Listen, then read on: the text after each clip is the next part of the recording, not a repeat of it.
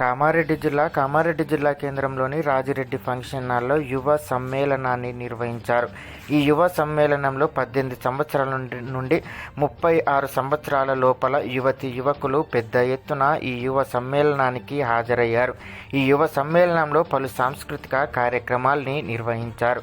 దీంట్లో ప్రధాన వక్తగా అఖిల భారత సహధర్మ జాగరణ ప్రముఖ ఏలే శ్యామ్ కుమార్ ముఖ్య అతిథిగా హాజరై యువ సమ్మేళనం గురించి వారికి తెలియజేశారు. నైజాం విముక్త స్వతంత్ర అమృత్ వారోత్సవాల్లో భాగమవుదామని, మరుగున పాడేసిన మన తెలంగాణ వీరుల చరిత్రను స్మరించుకోవాలని అతను యువకులకి పిలుపునిచ్చారు. ఇక్కడ తెలంగాణ ప్రజలు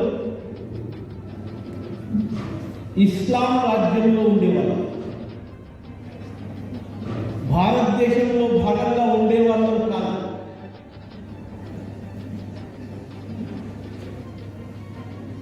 మనము సర్దార్ వల్లభాయ్ పటేల్కి రుణపడి ఉన్నాం.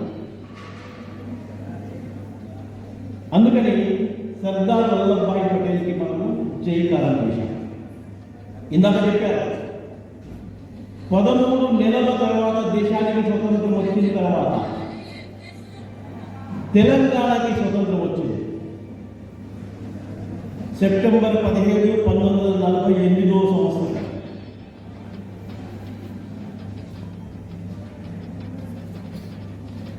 ఈ విధంగా 13 నెలల తర్వాత రావడానికి కారణం సర్దార్ వల్లభాయ్ పటేల్.